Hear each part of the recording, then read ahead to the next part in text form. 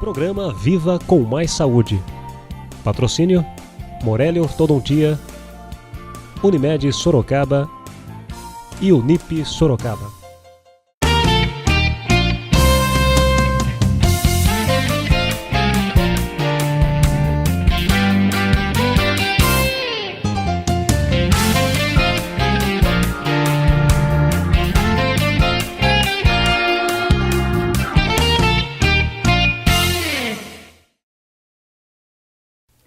Viva com Mais Saúde, idealizado pela Fundação Baldino do Amaral, com a realização da TV Com e da TV Jornal Cruzeiro do Sul.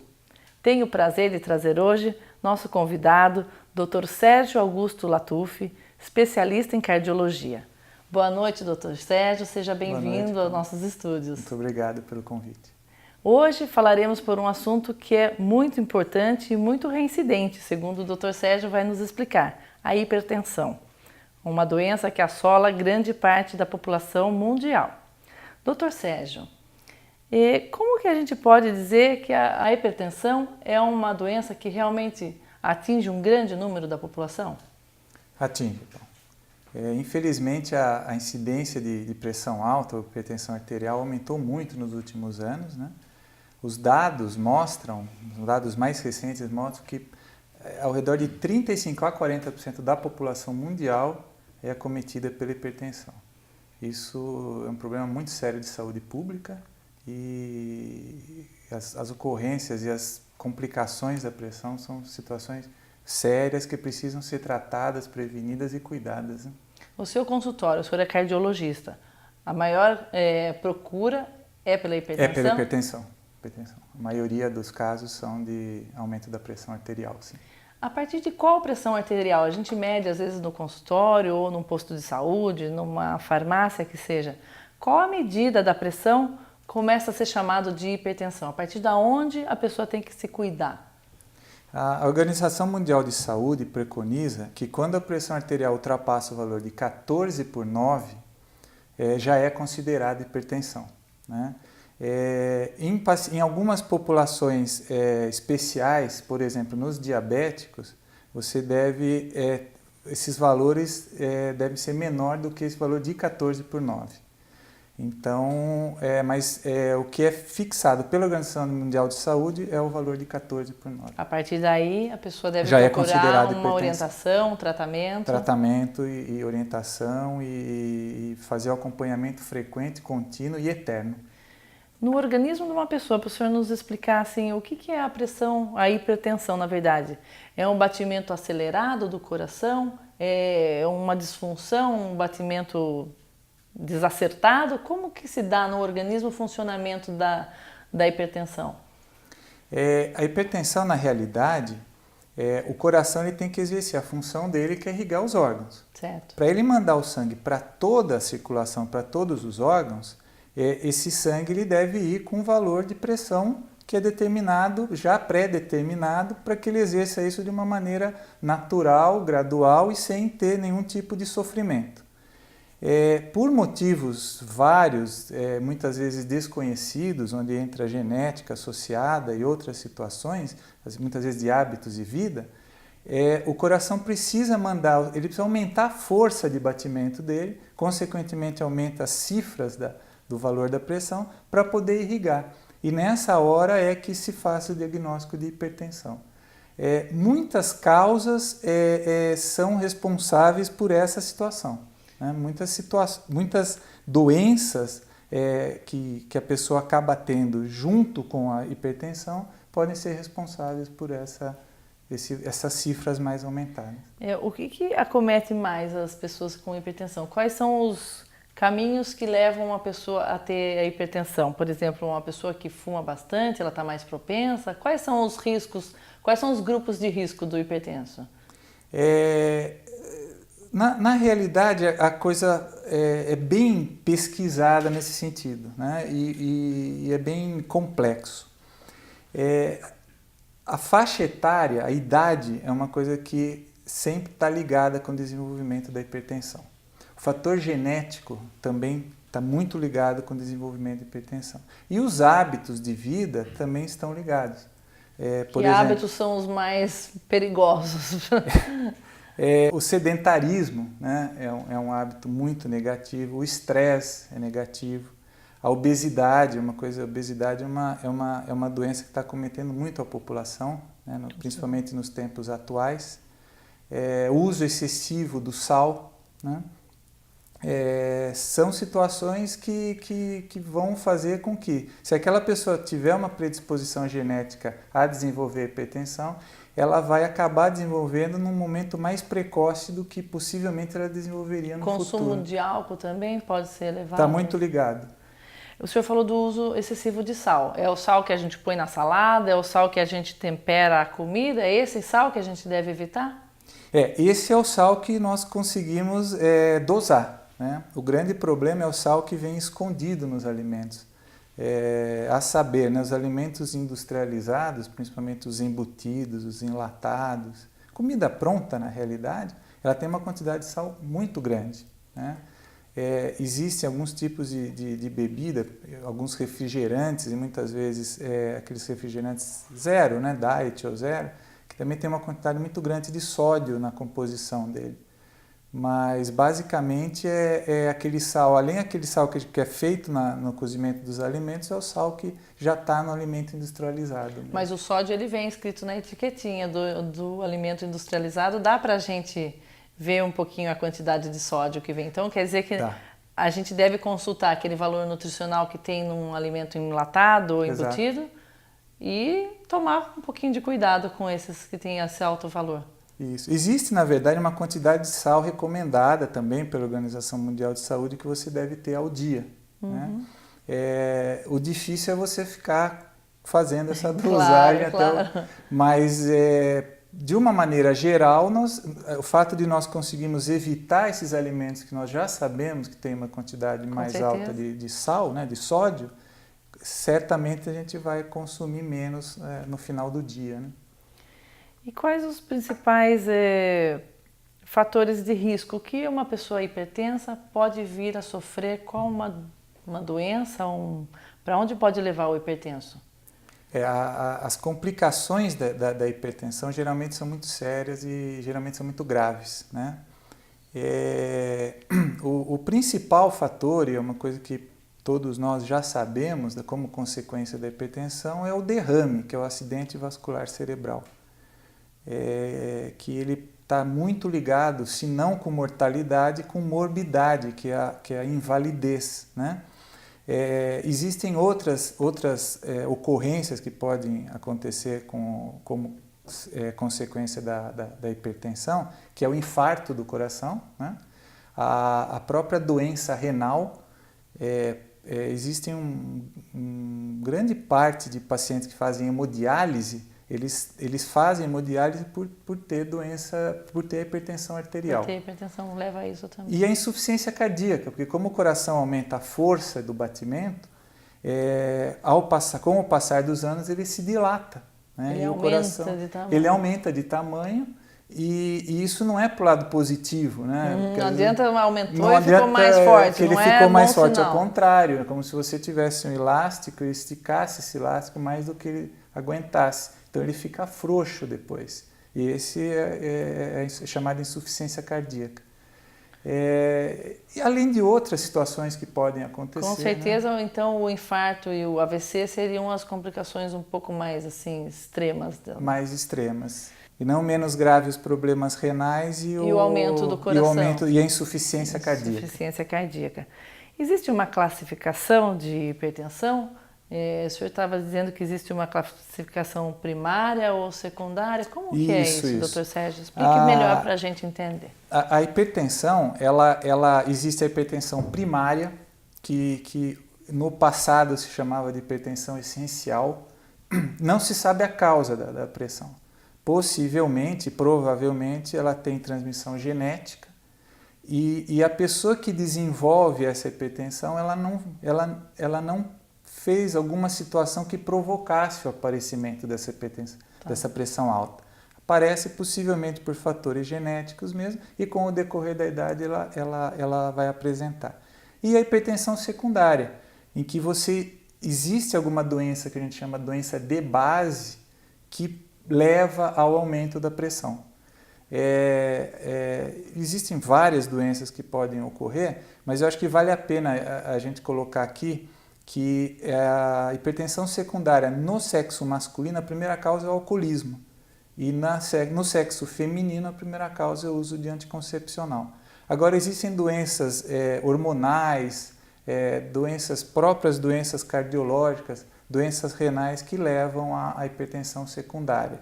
É um diagnóstico que deve ser afastado. Nem toda pressão ela é primária ou essencial. Muitas vezes, principalmente nas pessoas mais jovens, você consegue identificar, fazer o diagnóstico, tratar e possivelmente curar também. E a gente pode falar em hipertensão durante a infância? O senhor estava falando de uma pessoa mais jovem. Existe a hipertensão durante a infância ou adolescência, doutor Sérgio? Existe. A porcentagem de hipertensão na adolescência, na infância e na adolescência, ela infelizmente aumentou muito. Ela quase dobrou nos últimos tempos. E não é difícil da gente imaginar o motivo pelo qual isso tem acontecido, né? As crianças de hoje elas não têm mais as atividades recreativas que tinham no passado, né? Elas acabam ficando confinadas muitas vezes nas suas casas. As brincadeiras são diferentes do que eram no passado. As brincadeiras hoje são só com o iPad, né, doutor? Não se movimentam, né? E elas comem mais e comem mal. Né? Além de comer em quantidade, elas acabam comendo em qualidade. Porque esses salgadinhos que comem, né, os pacotinhos de salgadinhos, as comidas de comida rápida que a gente diz, né, os lanches, contém muito sal e poucos nutrientes, né? Poucos nutrientes, porque como eles são alimentos industrializados, eles têm uma quantidade muito grande de sal e gordura, consequentemente levando à obesidade e aí aumentando a pressão arterial. Por isso que os adolescentes eles estão sendo muito afetados pela hipertensão atualmente. E durante a gravidez, doutor Sérgio, há algum risco de hipertensão? Existe uma hipertensão que ocorre durante a gravidez ou pode ocorrer durante a gravidez? Pode sim. A hipertensão gestacional, ela pode ocorrer na mulher, né? Ela geralmente ocorre a partir do segundo ou terceiro trimestre da gravidez, mas pode acontecer em qualquer fase da gravidez. A mulher deve fazer o pré-natal bem certinho, regular, porque a hipertensão gestacional ela pode levar ao risco tanto da mãe quanto da criança, né? Vale lembrar que a consequência mais grave da hipertensão é a eclâmpsia, que é uma doença muito séria que acomete a gestante. Né? A gestante que teve um caso de hipertensão, né, durante a gravidez, após o parto, ela continua hipertensa? Ela vai viver com hipertensão o resto da vida? Pode ser que sim, pode ser que não. Muitas vezes é só a gestação que leva a hipertensão naquele determinado período. Depois do parto, depois que nasce a criança, a pressão dela não sobe mais, fica normal. Como ela pode continuar desenvolvendo a hipertensão, talvez em cifras diferentes, isso é muito variável, mas ambas as situações podem acontecer. E os grupos de risco, doutor Sérgio? Os homens ou as mulheres? Quais são os mais complicados nesse sentido? Quais são os fatores, o grupo que mais incide a hipertensão? A hipertensão também no passado, ela ocorria mais no sexo masculino, né? Atualmente, a porcentagem está quase que se igualando, né? Nossa, já está igualando? De uma certa forma, as pesquisas mais atuais mostram que a mulher está sendo muito afetada pela hipertensão. E por vários motivos, né? A mulher acabou assumindo a função que antes era feita pelos homens, né? Uhum. E isso é um dos fatores que podem desenvolver a hipertensão. Paga a conta não faz bem para ninguém, né?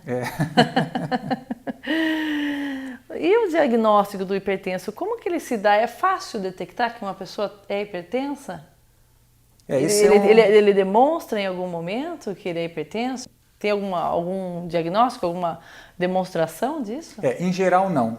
Talvez esse seja um grande problema. Seria muito mais fácil se a pessoa tivesse um sinal de alerta da pressão. Só que, na maioria das vezes, isso não acontece.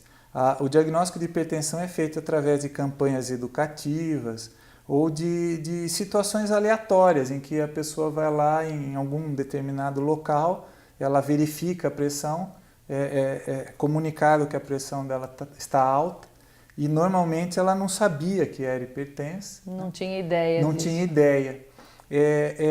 Podem ocorrer sintomas? Podem, mas geralmente é uma doença assintomática, na maioria das vezes, né? Quer dizer que é bom a pessoa participar das campanhas. Às vezes são feitas campanhas pelos órgãos públicos, em alguns hipermercados, em estações de metrô. Sim, sim. É importante participar dessa campanha. É muito importante, porque é uma forma da pessoa saber se ela é acometida pela doença ou não. Aqueles aparelhinhos que tem em algumas farmácias são funcionais? Eles são confiáveis? Ou pelo menos para ter um alerta para procurar o médico?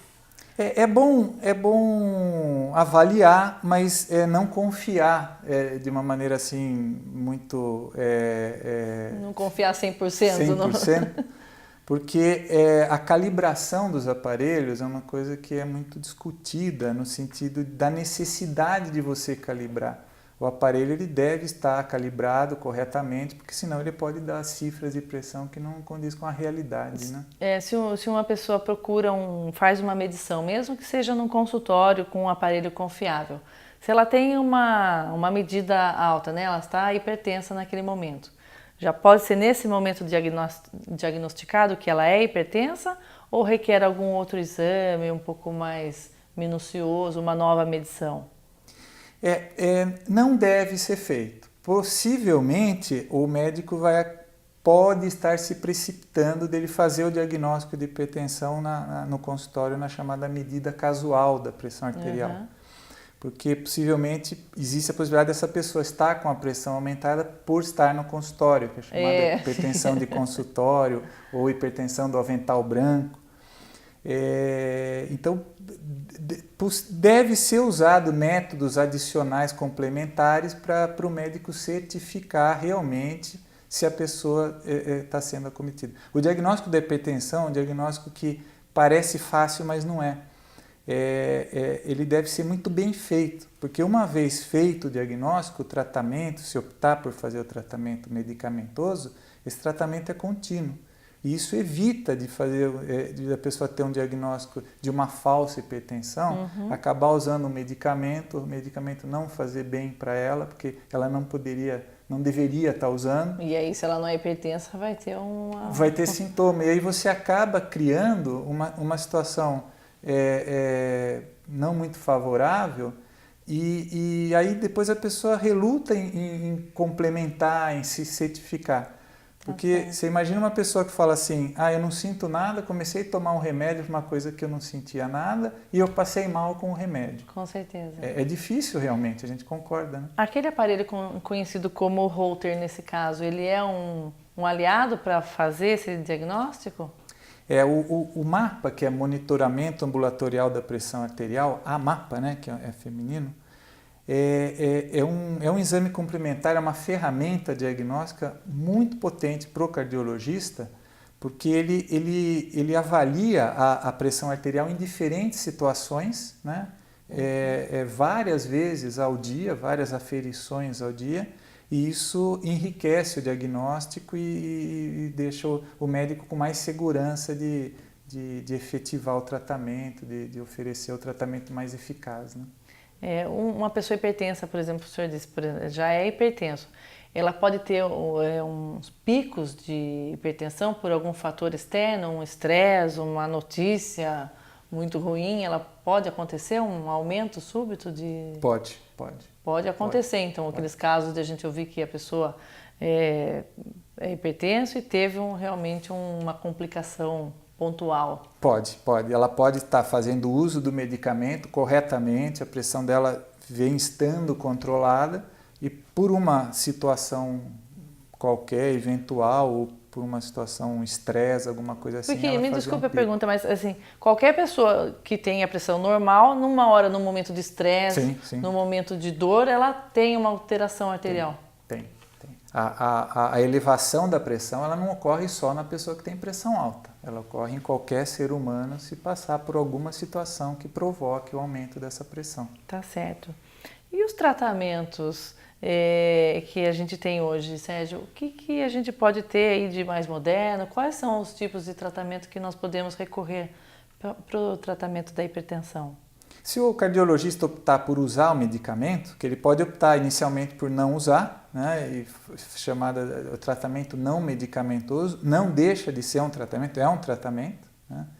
E esse tratamento são orientações básicas, como atividade física, diminuição do consumo de sal, diminuição do peso, controle do estresse. Se a pessoa for fumante ou abusar de bebida alcoólica, não fazer essas duas situações. Se o cardiologista optar por usar medicamento, né, as drogas para tratar a hipertensão na atualidade são drogas seguras e baixíssimos efeitos colaterais, né, e são drogas eficazes que devem ser usadas continuamente. Continuamente, quer dizer, uma vez que a pessoa começa a fazer um tratamento de hipertensão, ela vai fazer esse tratamento sempre, ela não vai fazer por um período e sarei, fiquei boa, não. Ela tem que continuar? Tem. A hipertensão é uma doença que não tem cura, ela tem controle, mas não existe cura, o tratamento é eterno. É eterno. Existe uma lenda que eu ouvi dizer que quem faz tratamento de hipertensão, os remédios, os medicamentos, deixam o homem assim sem muita vontade de namorar ou com algum prejuízo nesse sentido. Isso confere, doutor Sérgio, é verdade essa lenda? Existem medicamentos que eles podem causar disfunção sexual. Atualmente, nós já evitamos de usar, principalmente em homens com função normal, sexual normal, nós evitamos de usar, mas são drogas mais antigas. As drogas atuais para uso do tratamento da pressão alta realmente não interferem na libido. E essas complicações que podem ter, quer dizer, até uma pessoa que é hipertensa, ela pode, no momento de pico da doença, ter um AVC, um infarto, um aneurisma, e aí essas complicações que podem ter uma pessoa que tenha a hipertensão, ela pode ter alguma doença, um tipo de doença renal? As complicações da pressão, da hipertensão arterial, são complicações que, infelizmente, são complicações graves. Né? Não é simples, não é para levar, não é para ir levando a hipertensão. Não são simples. A gente não pode minimizar, né, e nem facilitar e nem dar abertura para hipertensão. A hipertensão, infelizmente, é uma doença que causa problemas muito sérios, né? Desde do derrame, do acidente vascular cerebral, do infarto, da insuficiência cardíaca, da perda da função dos rins. Né? São complicações sérias que acarretam uma série de transtornos para o hipertenso. Exercícios físicos. A gente sabe que a gente precisa deles para ter uma vida mais saudável, para ter o complemento da nossa saúde, mas o hipertenso ele pode fazer qualquer atividade física? Tem algum cuidado para ele tomar? Primeira coisa que ele deve fazer é fazer uma avaliação cardiológica detalhada, né? Dependendo de como está a pressão dele, se estiver controlada, possivelmente vai estar controlada, o cardiologista orienta ele a praticar atividade física. Essa atividade física deve ser uma atividade física gradual, principalmente se o indivíduo nunca praticou, né? Um início mais gradual, mas que quando ele começar a já se habituar ao exercício físico, principalmente exercícios de capacidade aeróbica, né, como caminhada, natação, esteira, pode fazer exercícios resistivos também, que é exercício com peso, né, desde que supervisionado, ele, na grande maioria dos casos, não existe restrição mais séria. Agora, o que não deve ser recomendado é o abuso da atividade física ou sem nenhuma orientação, que acarretaria problema para qualquer um de nós. Com certeza. Como que a gente pode fazer num eventual momento de um AVC e de um infarto, que são os fatores mais graves aqui que a gente vê? Nesse momento de aflição e de socorro, como se faz o socorro para uma pessoa que está tendo um infarto ou está tendo um AVC? Onde a gente leva essa pessoa que às vezes está próxima da gente? É comum a gente até ter casos na sociedade que a gente vê que a pessoa infartou perto de alguém, e aí, levamos para onde? Essa é uma pergunta interessante. Se você se sentir mal, primeira coisa, sempre peça ajuda. Nunca tenta minimizar a situação. Ninguém está pedindo para que você se desespere, mas peça ajuda. Se precisar ser levado a um hospital, nunca suba no seu carro e vá dirigindo ao hospital. Peça para alguém levá-lo ao hospital. E caso não tenha nenhuma condução, alguma coisa nesse sentido, ligar para o serviço de resgate, que eles já estão preparados e habilitados para dar o primeiro atendimento. Mas de uma forma geral, todo tipo de ocorrência cardiológica, algum acidente cardiológico, quanto mais rápido ser tratado, melhor vai ser o resultado dele, com certeza. O primeiro socorro é primordial. O primeiro socorro é fundamental. Como que a gente detecta que uma pessoa está tendo infarto? Existe uma lenda enorme, as pessoas falam que um tem dor no braço, às vezes não tem. E quais são os principais sinais que um infarto dá, doutor? A manifestação de um infarto do miocárdio, infelizmente, ela pode ser feita de diversas formas e formas diferentes. Em geral, como é descrito na literatura, né, existe aquilo que todos nós já sabemos, uma dor no peito, geralmente em aperto, mais localizada do lado esquerdo. Normalmente a pessoa sua frio, fica pálida. Esse incômodo pode acometer, formigar os braços, principalmente o braço esquerdo. Muitos dos pacientes que têm infarto acabam tendo sensação de náusea, como se fosse ter vômito ou desmaio. Isso é o que é a descrição dos casos mais habituais. A gente sabe que o sexo feminino, muitas vezes os sintomas são muito diferentes, né? Muito variáveis, às vezes palpitações, algum tipo de tontura. É muito difícil fazer, mesmo em serviço de emergência, é difícil fazer o diagnóstico. Por isso que a pessoa que está sendo tratada, ela é deixada no serviço de emergência para poder realmente confirmar se ela está Mas não tem o exame, o eletrocardiograma, que é um exame que é feito quando a pessoa tem algum sinal um sintoma de um infarto, é feito ali na hora, não é, doutor? Dá para detectar? Não sai esse resultado? É feito. Normalmente é para ser feito um eletrocardiograma no momento. O grande problema é que esse eletrocardiograma, mesmo se a pessoa estiver infartando, ele pode estar normal. Não diga. Mesmo, pode. Vamos dizer, se a pessoa está tendo infarto, é possível ainda que aquele exame não acuse naquele momento? Pode. Existe algum exame, então, que acuse nesse? A ocorrência de um eletrocardiograma normal com a pessoa tendo infarto agudo no miocárdio gira em torno de 40% a 50%, é muito alto. Acaba tendo dificuldade de diagnóstico. O que é feito são exames, além de você observar o paciente, são colhidos exames de sangue para que existem algumas alterações, algumas substâncias, né, que de um modo genérico chamam enzimas, e que esse aumento dessas enzimas vai entrar no conjunto do diagnóstico do infarto. O diagnóstico do infarto não é um diagnóstico muito fácil de ser feito, a não ser que o indivíduo estiver tendo aquelas manifestações tradicionais, né? Doutor Sérgio, os cardiologistas têm fama de serem os médicos, os terroristas pelas más notícias. Existe esse terrorismo ou ele é, na verdade, um alerta porque a doença é séria? É que os cardiologistas, quando eles estão na formação cardiológica, eles atendem também como residente o serviço de pronto-socorro, cardiologia. E é muito triste, né? Muito triste, porque são pessoas que você vê muitas vezes que chegam ao hospital jovens, né, em diversas situações, e que falecem na frente da gente, né? É muito triste e é grave, né? Nós somos um pouco mais assim incisivos, né, em relação às doenças, porque realmente as doenças cardiológicas elas não perdoam, né? Elas são fatais, e se elas não são fatais, elas podem levar à invalidez, que é uma complicação muito séria, né? Por isso é importante, então, manter sempre a saúde. Cuidando da saúde, quer dizer, tendo uma vida um pouco mais saudável, tomando alguns cuidados, se preocupando um pouco com o dia a dia, né, doutor Sérgio? Eu acho que a gente pode evitar realmente essa hipertensão, que é um fator grave no dia de hoje. A prevenção é a chave do sucesso da saúde, né? Então, se você tiver oportunidade, procure o seu médico preventivamente e regularmente. Essa é a melhor forma de você se cuidar e ter uma vida mais longa. E esse é o intuito do nosso programa da prevenção.